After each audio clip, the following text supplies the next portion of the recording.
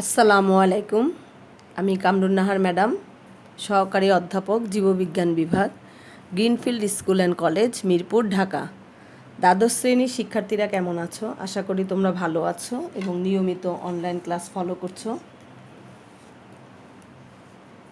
তোমাদের আজকে আমি পড়াবো অধ্যায় 10, উদ্ভিদের প্রজনন।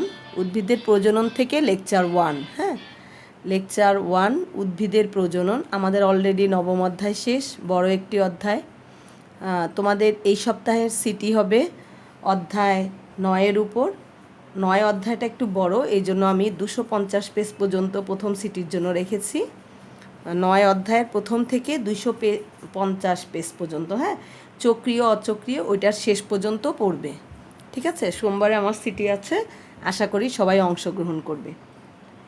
এখন দেখো, দশম অধ্যায়ের নাম হচ্ছে উদ্ভিদের প্রজনন। প্রজনন কি তোমরা জানো? প্রজনন হচ্ছে জীবের একটি অনন্য বৈশিষ্ট্য, তবে সব জীব বা সব উদ্ভিদের প্রজনন একই রকম নয়, এটা আমরা জানি। ভাইরাস এবং ব্যাকটেরিয়ার প্রজননটা তুমি যেরকম দেখো, অপুষ্পক উদ্ভিদের প্রজনন এবং সপুষ্পক উদ্ভিদের প্রজননের মাঝে কি আছে? অনেক পার্থক্য আছে। 3টি উপায়ে উদ্ভিদের প্রজনন ঘটে। ঠিক আছে, কয়টি উপায়? 3টি উপায়। হ্যাঁ, 3টি উপায়ে উদ্ভিদে প্রজনন ঘটে। 3টি উপায় কি বলো? 3টি উপায়ে উদ্ভিদে প্রজনন ঘটে। একটা হচ্ছে যৌন জনন,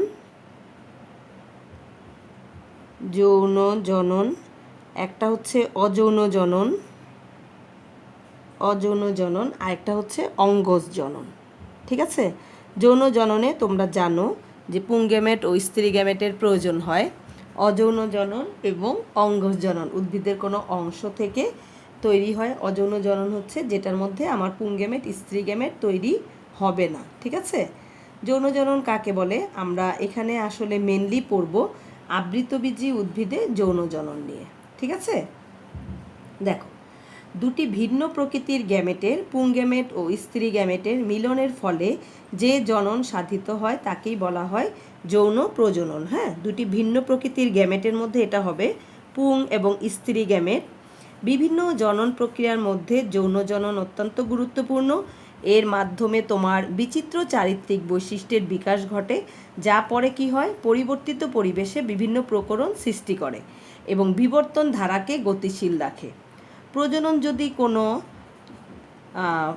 উদ্ভিদের মধ্যে থেমে যায়, তাহলে কিন্তু আমরা সেই পরবর্তী প্রজন্ম তার কাছ থেকে পাবো না। ঠিক আছে, সপুষ্পক উদ্ভিদে পুষ্প হচ্ছে যৌন জনন কার্য সম্পাদনের অঙ্গ। পুষ্প মানে হচ্ছে ফুল, জানো তোমরা।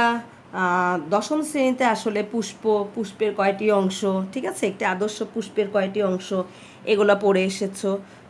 তারপরে হচ্ছে উভয়লিঙ্গ পুষ্প, আদর্শ পুষ্প, একলিঙ্গ পুষ্প, এগুলা সম্পর্কে তোমরা ধারণা পেয়ে এসেছো। ঠিক আছে, আমরা এখন চলে যাব পরাগরেণুর গঠন। ঠিক আছে, পরাগরেণু কোথায় থাকে?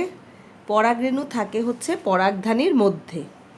এটা যদি একটা পরাগধানী হয়, দেখতে পাবে যে এর গায়ে এরকম গুড়ি গুড়ি অংশ, হাত দিয়ে ধরলে তোমার হাতে গুড়ি গুড়ি অংশের মতো লাগবে, একেই আমরা বলছি পরাগ রেণু। ঠিক আছে, এটা হচ্ছে কি? পরাগ পুংদণ্ড, এটা হচ্ছে পুংদণ্ড, এটা হচ্ছে পরাগধানী। যে পরাগ বহন করে তাকে বলা হচ্ছে পরাগধানী। এই পরাগধানীর মধ্যেই এরকম থাকে হচ্ছে পরাগ রেণু। আমরা এখন পড়ব পরাগ রেণুর গঠন, এটা আমাদের লাগবে। হ্যাঁ, পরাগ রেণুর গঠন। ঠিক আছে, পরাগরেণু গোলাকৃতি, ডিম্বাকৃতি, লম্বাকৃতি, ত্রিকোণাকৃতি প্রভৃতি আকৃতির হয় এবং এদের ব্যাস হচ্ছে 0.025 থেকে 0.25 মিলিমিটার। প্রতিটি পরাগরেণু দ্বিত্বকীয় আবরণ দিয়ে পরিবেষ্টিত। ভেতরের পাতলা ও সেলুলোজ নির্মিত ত্বককে বলা হয় ইনটাইন। ঠিক আছে, ভেতরেরটাকে বলা হয় ইনটাইন এবং বাইরের পুরু, শক্ত এবং কিউটিনযুক্ত ত্বককে বলা হয় এক্সাইন। বাইরেরটা এক্সাইন, ভেতরেরটা হচ্ছে ইনটাইন। ঠিক আছে, একটু পরে আমরা চিত্রটা আঁকবো। এক্সাইন এর প্রধান রাসায়নিক উপাদান হচ্ছে স্পোরোপোলেনিন। এটি নানা স্থানে পাতলা হয়ে বিচিত্র জ্যামিতিক নকশাকারে ছিদ্রের মতো রন্ধ্র বিশিষ্ট। ঠিক আছে, পরাগরেণুর ছিদ্রগুলোকে আমরা বলছি জামপোর। একটি পরাগরেণুতে একাধিক জামপোর থাকে। ঠিক আছে, প্রায় 20টির মতো তুমি দেখতে পাবা। পরাগরেণুর সাইটোপ্লাজম ঘন থাকে এবং প্রথম পর্যায়ে নিউক্লিয়াসটি মাঝখানে থাকে এবং পরিণত অবস্থায় কোষগহ্বর সৃষ্টির ফলে নিউক্লিয়াসটি একদিকে সরে আসে। ঠিক আছে, এখন আমরা পড়ব পুং গ্যামেটোফাইটের পরিস্ফুটন। কিভাবে আমার পুং গ্যামেট সৃষ্টি হবে। হ্যাঁ, পুং গ্যামেটোফাইটের পরিস্ফুটন। পুং গ্যামেটোফাইটের পরিস্ফুটন। আগে চিত্রটা দেখে নাও। একটু আগে আমরা এক্সাইন ইনটাইন সম্পর্কে পড়েছি।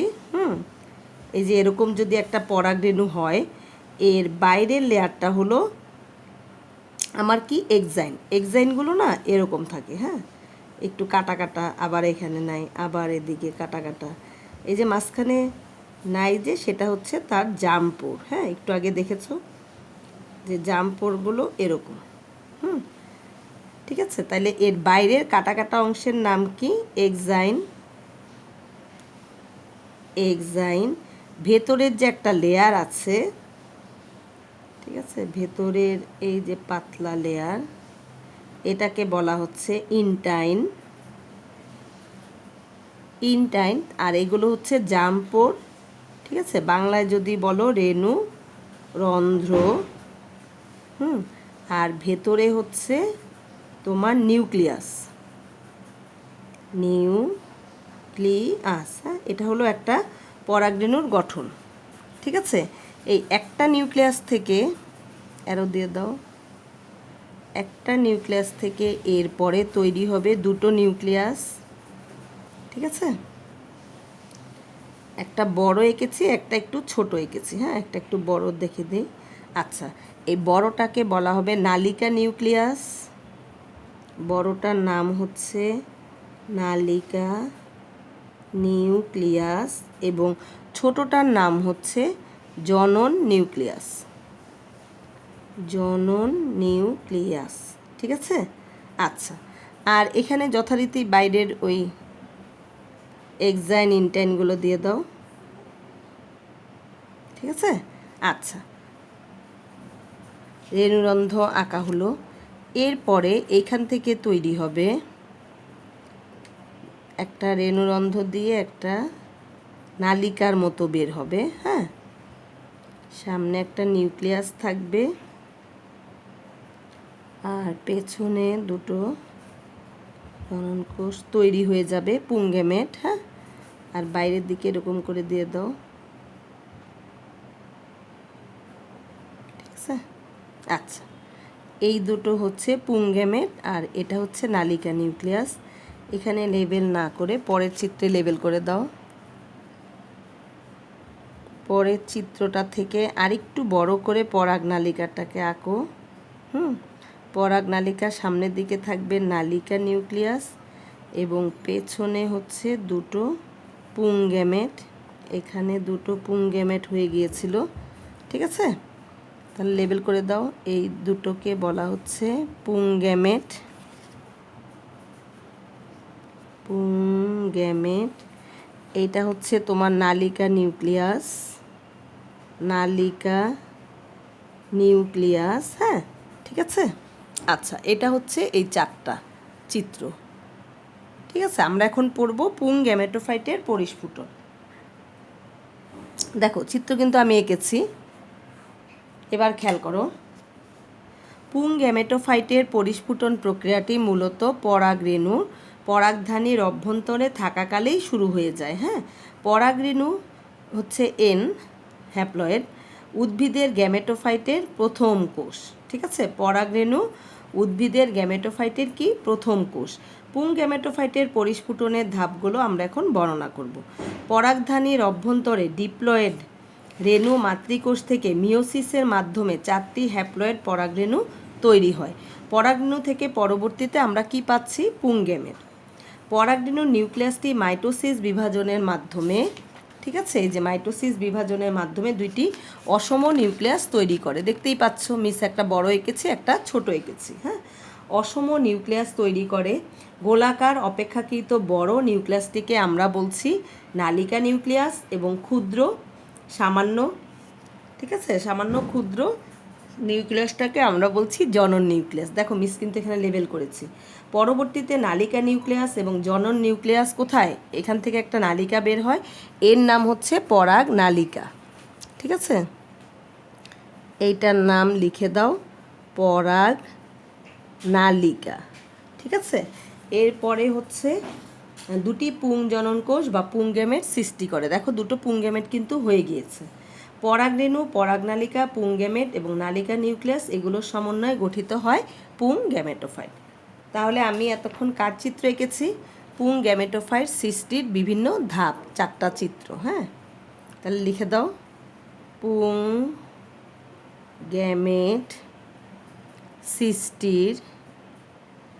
সৃষ্টির বিভিন্ন ধাপ। ঠিক আছে, আচ্ছা, পুংগেমের সৃষ্টির বিভিন্ন ধাপ। এরপরে আমরা পড়ব একটি ডিম্বকের লম্বচ্ছেদের চিত্র। ঠিক আছে, এটা 2-এর জন্য আসে। একটি ডিম্বকের লম্বচ্ছেদের চিত্র প্রথমেই তুমি এঁকে নিবে ডিম্বকের ভেতরে যে নিউক্লিয়াস সেগুলা। ঠিক আছে, এই হচ্ছে বড়টা হচ্ছে ডিম্বাণু। ডিম্বাণুর পাশের দুটো কোষ জানো সহকারী কোষ। ডিম্বাণুর বিপরীত দিকে 3টা কোষ থাকে যাকে বলা হচ্ছে প্রতিপাদ কোষ, আর মাঝখানে দুটো নিউক্লিয়াস থাকে যাকে বলা হয় সেকেন্ডারি নিউক্লিয়াস। ক্লাস 10-এ কিন্তু পড়ে এসেছো। ঠিক আছে, এরপরে এটা একটা আবরণ দিয়ে পরিবেষ্টিত থাকে যাকে আমরা বলছি নিউসেলাস। হ্যাঁ, এখানে কতগুলো সেল থাকে, সেলগুলো এরকম করে এঁকে দিও, একবারে আঁকবে যতটুকু হবে। হ্যাঁ, এখানে একটা নিউসেলাস, আমি এক পাশ দেখাচ্ছি। ঠিক আছে, এরকম করে এটা হচ্ছে নিউসেলাস। আচ্ছা, আমি একটু পরে লেবেল করি। এরপরে এখান থেকে তো দেখলাম আমরা নিউসেলাস, তারপরে হচ্ছে কোষ থাকবে। হ্যাঁ, একটু এরকম করে এঁকে দাও যে এটা, এখানেও একটা থাকবে, এরপরে একটু বাড়তি। ঠিক আছে, এরকম করে দিয়ে এই যে এটা আমি আঁকলাম, এটাকে উপর দিয়ে নিয়ে এরকম করে নিচে নিয়ে আসবে। ঠিক আছে, আর এদিক থেকে আমার হচ্ছে ডিম্বক নাড়ি, ডিম্বক নাভি যতটুকু পারো দিবে। তারপরে তুমি এখানে লেবেল করে দাও। এটাকে আমি কি বলেছি? প্রতিপাদ কোষ। প্রতিপাদ কোষ, এই যে সিঙ্গেল লেয়ারের কোষগুলো এর নাম হচ্ছে নিউসেলাস। হ্যাঁ, নিউসেলাস। ঠিক আছে, তারপরে এটা হচ্ছে সেকেন্ডারি নিউক্লিয়াস। Secondary nucleus. ঠিক আছে, মাঝখানের এই বড়টা হচ্ছে ডিম্বাণু। ডিম্বাণুর পাশের দুটো কোষ হচ্ছে সহকারী কোষ। ডিম্বাণুর পাশের কোষগুলোর নাম হচ্ছে সহকারী কোষ। তারপরে যে এই যে একটা ছিদ্র, এটার নাম হচ্ছে ডিম্বক রন্ধ্র। এটা কিন্তু সব উদ্ভিদে এরকম থাকে না। হ্যাঁ, এটা ভ্যারিফাই করে। ঠিক আছে, এটা হচ্ছে অন্তঃকোষ। এটা হচ্ছে অন্তঃকোষ। তারপরে এটা হচ্ছে ডিম্বক নাভি। এখানে একটা এঁকে দাও নাড়ির মতো। ঠিক আছে, দিয়ে ডট ডট করে এঁকে দিলেই হবে। এটা হচ্ছে ডিম্বক নাড়ি। ডিম্বক নাভি, ডিম্বক নাড়ি দুটো লেবেল করে দাও। ডিম্বক নাভি। ঠিক আছে, আর এটা হচ্ছে ডিম্বক নাড়ি। ডিম্বক নাভি, একটা হচ্ছে ডিম্বক নাড়ি। ঠিক আছে, এটা হচ্ছে একটি ডিম্বকের লম্বচ্ছেদ। হ্যাঁ, এটা তোমার 2-এর জন্য অনেক ইম্পর্ট্যান্ট। ঠিক আছে, একটি ডিম্বকের লম্বচ্ছেদ। ঠিক আছে, আমরা তাহলে কি কি দেখতে পাচ্ছি এখানে দেখো, এটা হচ্ছে ডিম্বক মূল, উপরেরটা ডিম্বক মূল। তুমি যে চিত্রে লেবেল করেছো এগুলো লিখে দিলেই হবে। হ্যাঁ, যদি বর্ণনা আসে, আর যদি বর্ণনা না আসে তাহলে তো তোমার এটাই 2-এর জন্য আসবে যে একটি ডিম্বকের লম্বচ্ছেদে চিত্র আঁকো, তখন তুমি এটা চিত্র এঁকে দিবে। ঠিক আছে, এখন দেখো এরপরে তোমাকে পড়তে হবে বিভিন্ন প্রকার ডিম্বক। আমি একটু আগেই বলেছি যে দেখো এটা ডিম্বক রন্ধ্রটা কোথায়, নিচের দিকে। সব ফুলে কিন্তু তুমি এরকম পাবে না। ঠিক আছে, কিছুটা থাকবে ঊর্ধ্বমুখী। ঊর্ধ্বমুখী হলে তোমার ডিম্বক, আর এটার মাথাটা হবে এরকম। ঠিক আছে, এটা হলো ঊর্ধ্বমুখী। ক্লিয়ার? আমি ছোট করে দেখাচ্ছি, এটা হলো ঊর্ধ্বমুখী। হ্যাঁ, আর আমি এটা যেটা আঁকলাম এটা হচ্ছে অধোমুখী। এটাকে কি বলে? অধোমুখী। আরেকটা তুমি দেখতে পাবে পাশে, এরকম পাশে ডিম্বক থাকে। ঠিক আছে, এরকম পাশে এসে এরকম, এটা হচ্ছে তাহলে কি? পার্শ্বমুখী।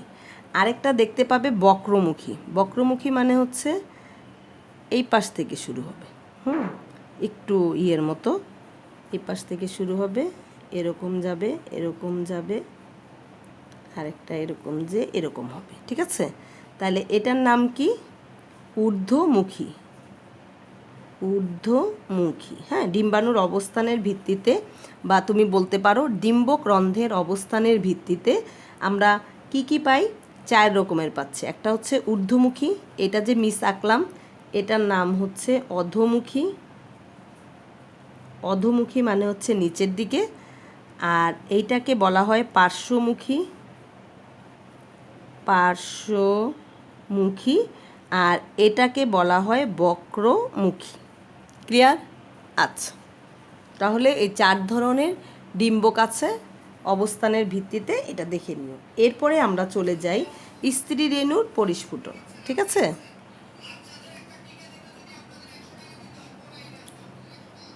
স্ত্রী রেণুর পরিস্ফুটন। স্ত্রী রেণুর পরিস্ফুটন। ঠিক আছে, স্ত্রী রেণুর পরিস্ফুটনে তোমরা দেখেছিলে যে একটি স্ত্রী রেণু মাতৃকোষ, এখানে একটা স্ত্রী রেণু মাতৃকোষ, পাশে এরকম করে সেল দিতে পারো। ঠিক আছে, এখান থেকে মিওসিস ঘটবে। ঠিক আছে, স্ত্রী রেণু মাতৃকোষ, এটা হচ্ছে স্ত্রী রেণু মাতৃকোষ। হ্যাঁ, এখান থেকে মিওসিস প্রক্রিয়ায় তোমার কয়টা কোষ হবে? 4টা। 2, 3, 4। ঠিক আছে, 4টা কোষ হলো। এই 4টা কোষের মধ্যে তোমার নিচের কোষটা বড় হবে এবং উপরে 3টা কোষ আমার কি হয়ে যাবে? নষ্ট হয়ে যাবে। ঠিক আছে, তাহলে এটা হলো 3টি নষ্ট কোষ। ঠিক আছে, এরপরে এই যে যেটা বড়, এই বড় কোষটা নিউক্লিয়াস ডেভেলপ করে একটা নিউক্লিয়াস থেকে 2টো নিউক্লিয়াস হবে মাইটোসিস প্রক্রিয়ায়, এবং 2টো নিউক্লিয়াস 2 প্রান্তে সরে যাবে। এই 2টো নিউক্লিয়াস থেকে প্রত্যেকবার ভ্রূণথলিটা একটু বড় করে আঁকবে। 2টো নিউক্লিয়াস থেকে তোমার হবে 4টা নিউক্লিয়াস হলো। এই 4টা নিউক্লিয়াস থেকে তোমার ভ্রূণথলিতে তৈরি হবে 8টি নিউক্লিয়াস। প্রত্যেকবারই ঘটবে মাইটোসিস। ঠিক আছে, 4টা নিউক্লিয়াস থেকে হবে 8টা নিউক্লিয়াস। হ্যাঁ, এরপরে কি ঘটবে দেখো, 8টা নিউক্লিয়াস থেকে ভ্রূণথলির তোমার এই প্রান্তে 3টা নিউক্লিয়াস থাকবে, এই প্রান্তে 3টা নিউক্লিয়াস থাকবে, আর 2 প্রান্ত থেকে একটি করে নিউক্লিয়াস মাঝখানে আসবে। ঠিক আছে, 2 প্রান্ত থেকে একটি করে নিউক্লিয়াস মাঝখানে আসবে। হ্যাঁ, এরপরে লাস্টের চিত্রটায় তুমি দেখাবে, ঠিক আছে, এই নিচের থেকে একটা কোষ বড় হয়ে এটা গঠন করবে ডিম্বাণু। ডিম্বাণুর পাশের 2টা কোষ সহকারী কোষ। এখানে হচ্ছে 2টো নিউক্লিয়াস একত্রে হয়ে তৈরি করবে সেকেন্ডারি নিউক্লিয়াস, এবং এখানে 3টা কোষ হবে প্রতিপাদ্য কোষ। লাস্টেরটায় যেন লেবেল করা থাকে। হ্যাঁ, তাহলে এগুলো হচ্ছে তোমার প্রতিপাদ্য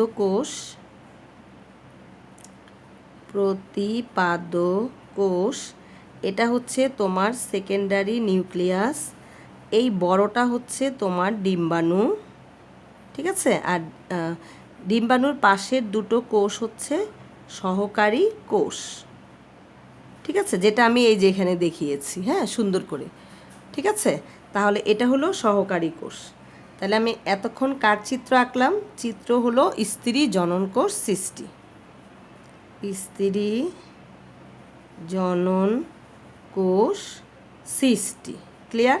আচ্ছা, এই চিত্রটা আঁকলাম। হ্যাঁ, স্ত্রী জনন কোষ সৃষ্টির বিভিন্ন ধাপসমূহ। তাহলে তোমাদের আজকে এ পর্যন্তই থাক, আগামী দিন নিষেক্রিয়া শুরু করব। হ্যাঁ, আচ্ছা, কারো যদি কোনো প্রশ্ন থাকে আমাকে জিজ্ঞেস করো, ঠিক আছে। তোমাদের ধন্যবাদ আনতে কামরুন নাহার ম্যাডাম। আল্লাহ হাফেজ।